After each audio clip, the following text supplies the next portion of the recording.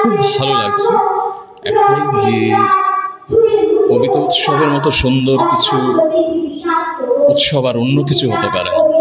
সঙ্গীত উৎসব, সঙ্গীত, কবিতা, ছন্দ মানুষের জীবন থেকে কিন্তু হারিয়ে দেওয়া হচ্ছে। আমি আজকেও একই কথাই বলছিলাম যে আসলে আমাদের পরিবেশ পরিস্থিতিকে ভালো যদি না থাকে, আমাদের সামাজিক পরিস্থিতি যদি ভালো না থাকে, সমাজের যারা একটু ন্যাক্কারজনক বিভিন্ন কাজকর্মগুলো করছে, যেটা আমাদের সমাজের পক্ষে ভীষণভাবে ক্ষতিকর, আমাদের ছেলেমেয়েরা ভীষণভাবে নিরাপদ একটা পরিস্থিতির মধ্য দিয়ে এই যে মাঝে মাঝে যে বিচ্ছিন্ন ঘটনাগুলো ঘটছে, খুব দুঃখজনক ঘটনা, এগুলো আমরা আশা করি না। আমরা তো আশা করি একটু সুন্দরভাবে সুস্থভাবে বাঁচবার জন্য। তাই মানুষ হিসেবে আমরা যখন সমাজবদ্ধ জীব, আমাদের দায়বদ্ধতা আছে যারা একটু দুষ্টু তাদেরকে বিচ্ছিন্ন করে দেওয়া, তাদেরকে সুপথে নিয়ে আসা। তো সেই সুপথে আনবার কারিগর তো সবাই নন। তাই ফিরে মানুষকে আসতেই হবে, একটা বন্ধনে সবাইকে থাকতে হবে। সেখানে জাত থাকবে না, ধর্ম থাকবে না, কর্ম থাকবে, ভালো কাজ। সেই ভালো কাজটা কারা করে? প্রসেনজিৎ প্রিয়ার মতো ছেলেমেয়েরা করে, যারা সুন্দর চিন্তার মানুষ। ওরা আমার ছাত্র এবং ছাত্রী। ওরা এই 25 বছর ধ্রুবজ্যোতি আবৃত্তি সংস্থা, আজকে তাদের বার্ষিকী 25 বছর পেরিয়ে বেরোলো। ভীষণ ভালো লাগছে এবং অনেক ছেলে মেয়ে, এর আগেও আমি বহু বছর, প্রত্যেক বছরই থাকি ওদের সঙ্গে, শুধু গুরু হিসেবে নয়, মনে প্রাণে থাকি। ওরা যখনই ডাকে তখনই আসি। তো সেই হিসাবে বলবো যে এই সংস্থাটিকে ওরা যেভাবে এগিয়ে নিয়ে যাচ্ছে, আর ওদের বর্তমান পরিস্থিতি ওরা ভীষণ ব্যস্ত, এবং আমি খুব গর্বিত যে ওরা পশ্চিমবঙ্গের অন্যতম সেরা সঞ্চালক জুটি আর কি। হ্যাঁ, আবৃত্তি কবিতাকে ধারণ করে সঞ্চালক জুটি ওরা। তাই আজকে ওদের আহ্বানে আমাকে গুরু হিসাবে, ওদের গুরুদেব প্রসেনজিৎ, এরা যখন আমার কাছে ছোট্টবেলা থেকে শিখেছে, আমাকে ভোলেনি। তাই আমিও ওদেরকে কোনোদিন ভুলবো? আমি যতদিন বেঁচে থাকবো ধ্রুবজ্যোতি আবৃত্তি সংস্থার সঙ্গে থাকবো অবশ্যই।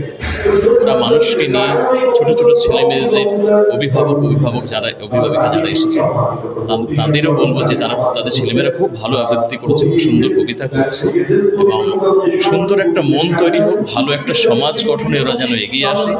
আর যেন খুন, রাহাজানি, ধর্ষণ এসবগুলো আমরা না শুনি। আমাদের পশ্চিমবঙ্গ, আমাদের ভারতবর্ষ, আমাদের দেশ, আমাদের ভালো রাখা, আমাদের আবহাওয়া, আমাদের সমাজকে ভালো রাখার দায়িত্ব আমাদের সকলের। আর যারা একটু দুষ্টু মনের, যারা একটু সমাজকে অন্যরকম পথে পরিচালিত করতে চায়, সেই সমাজকে আমরা যেন বিচ্ছিন্ন করে দিই।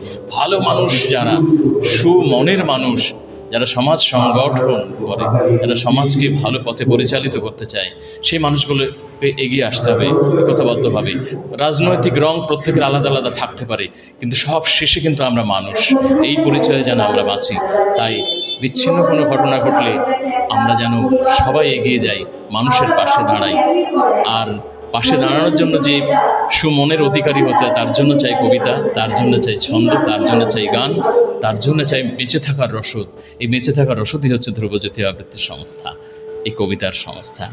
তাই বলবো যে এটা আমার কাছে ভালো লাগার জায়গা। খুব ভালো লেগেছে আজকে এসে আমার। ধ্রুবজ্যোতি 25তম বর্ষে পদার্পণ করলেন, তার সাথে মাদের সম্মান করলেন, এবং এটা তো আমার ভীষণ ভালো লেগেছে। ভীষণ ভালো লেগেছে এই কারণে, দেখুন, আমি এমন কোনো কথা বলবো না যেখানে কোনো কারোর দুঃখ লাগবে, কষ্ট হবে। আমি সমাজের কথা এই কারণেই বলতে চাইছি যে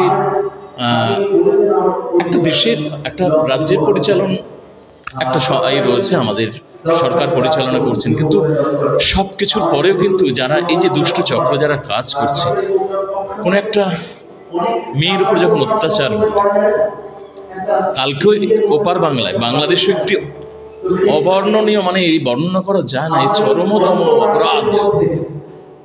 সেও তো মা, একটা মেয়ে, ঘরের মেয়ে, সেও তো মা, আমাদের মা। আমরা মেয়েকে মা ডাকি না, মা এদিকে আয়। তাই মেয়ে হচ্ছে মা, আজকের মেয়ে কালকের মা। এই মাকে একটা ছেলে পাশবিকভাবে তাকে অত্যাচার করে, এটা মেনে নেওয়া যায় না। সেও তো একটা ঘরের সন্তান, সে একবারও ভাবে না কেন যে এটা আমার বোন? আমার কষ্ট হচ্ছে কথা। আর আজকে ধ্রুবজ্যোতি আবৃত্তি সংস্থা সেই মায়েদেরকে সম্মান করেছে। মায়েদেরকে সম্মান করতে জানতে হয়, শিখতে হয়, বুঝতে হয়। এরা সেটা জানে, প্রসেনজিৎ প্রিয়ারা জানে কিভাবে মানুষকে সম্মান দিতে হয়, মায়েদেরকে সম্মান করতে হয়, গুরুজনদের সম্মান কিভাবে দিতে হয় সেটা এরা জানে। এই জানার জন্য খুব বেশি শিক্ষিত হতে হয় না। ছোট ছোট এরকম সংস্থার মধ্যে একটু যদি যারা যুক্ত থাকবে, সব ছেলে মেয়েদের, আমি আগেই বলেছি, একটু কবিতার সঙ্গে রাখুন না, একটু ছন্দে রাখুন, গানে সঙ্গীতে আঁকায় থাকুক, তাহলে এরা কোনোদিন খারাপ কাজ করবে না, কোনোদিন খারাপ কাজ করতে পারে না। এদের হাত দিয়ে কোনো খারাপ কাজ হবে না। তাই বলবো যে সত্যি আজকে মায়েদের সম্মান দেওয়ার জন্য ধ্রুবজ্যোতি আবৃত্তি সংস্থা অনেক অনেক ভালো একটা কাজ করছে। এটা দেখে আরো অনেকেই শিখবে, এটা আমি মনে করি। আপনার নামটা স্যার? আমার নাম সেলিম দুরানি বিশ্বাস। ডেজিগনেশন? হ্যাঁ, ডেজিগনেশন? ডেজিগনেশন এইভাবে আর আমি কি বলবো, আমি মানুষ, এটা আমার পরিচয় এবং মানুষ পরিচয় আমি বাঁচতে চাই। আমার আমার একটা কর্মস্থল আছে মেট্রো রেল ভবনে আমি অ্যাডমিনিস্ট্রেশনে বসি, সেটা আমার কর্মস্থল। আর অন্য কর্ম তো এই কবিতার সঙ্গে পথ চলা, দীর্ঘ পথ ধরে আমি এগিয়ে এসেছি এত বছর। একসময় অভিনয়, আবৃত্তি সব কিছু মিলিয়ে আজকে। Thank you. ধন্যবাদ। এখান থেকে কি শুভেচ্ছা বার্তা দেবেন?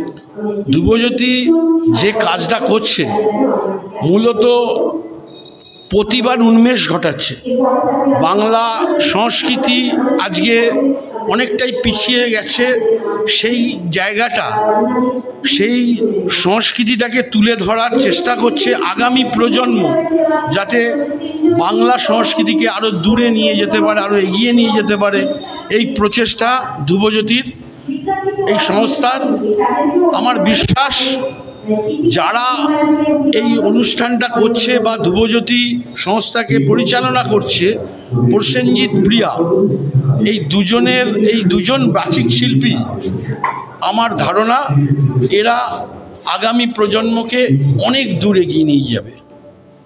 ছোট ছোট শিশুরা এসছে এবং তার সাথে বড়রাও আছে, তাদের জন্য কি বার্তা দেবেন? আমি বসে দেখছিলাম একটি বাচ্চা মেয়ে আবৃত্তি করছিল, পাশে একজন বয়স্ক মানুষ আমার পাশে বসেছিলেন। তিনি বলছেন যে আমাদের সময় আমরা চিন্তা করতে পারিনি এতটুকু বাচ্চা মাইক্রোফোনে এরা মানুষের অডিয়েন্সের সামনে এই ধরনের কবিতা আবৃত্তি করছে।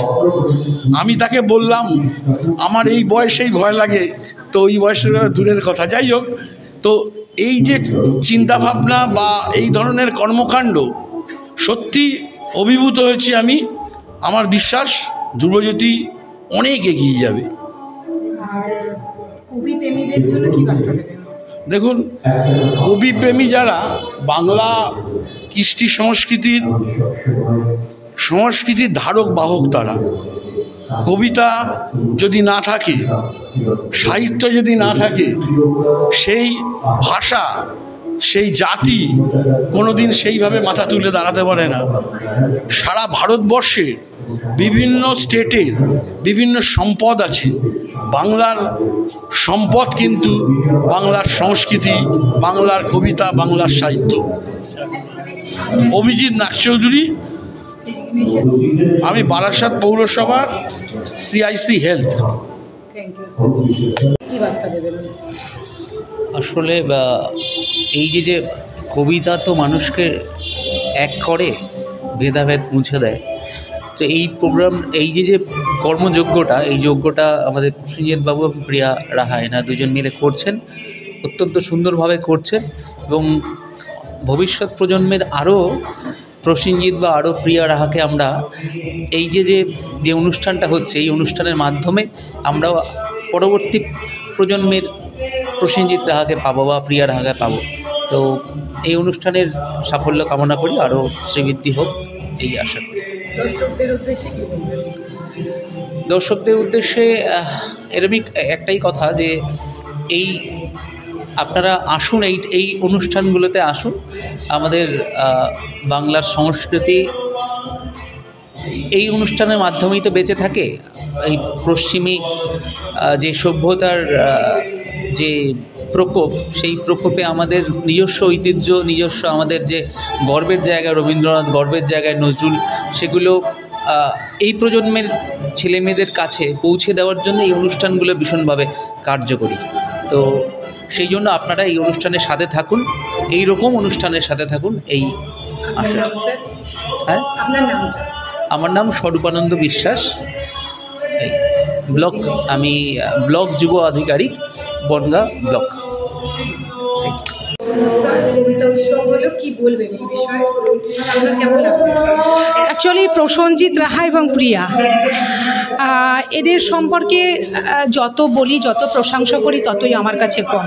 আমার প্রত্যেকটা অনুষ্ঠান এদেরকে ছাড়া অসম্পূর্ণ, এবং আজকের এই ওদের অনুষ্ঠানে আজকে আসতে পেরে আমি ভীষণ ভালো লাগছে, অত্যন্ত আনন্দিত। এত সুন্দর একটি অনুষ্ঠান তারা করেছে, এত সুন্দর কালচারাল অনুষ্ঠান, মায়েদেরকে সম্বর্ধনা দেওয়া, তা বাচ্চাদের মধ্য দিয়ে যে এত সুন্দর প্রতিভাকে তারা তুলে ধরেছে, আমি ভীষণ গর্বিত এই অনুষ্ঠানে আসতে পেরে। আগামী প্রজন্মকে আমি বার্তা দেব যে বর্তমান যে পরিস্থিতির মধ্য দিয়ে আমরা যাচ্ছি, যে বর্তমান সামাজিক পরিস্থিতি, রাজনৈতিক পরিস্থিতি, অর্থনৈতিক পরিস্থিতি, সমস্ত পরিস্থিতির মধ্য দিয়ে আমরা যে প্রতিকূলতার মধ্য দিয়ে যাচ্ছি, আমি আগামী প্রজন্মকে বলবো যে তারা যেন শিরদাঁড়া সোজা করে ভারতবর্ষ তথা বাংলার হাল ধরে, মানুষের মতো মানুষ হয়ে ওঠে, কোনো শক্তির কাছে তারা যেন মাথা নত না করে।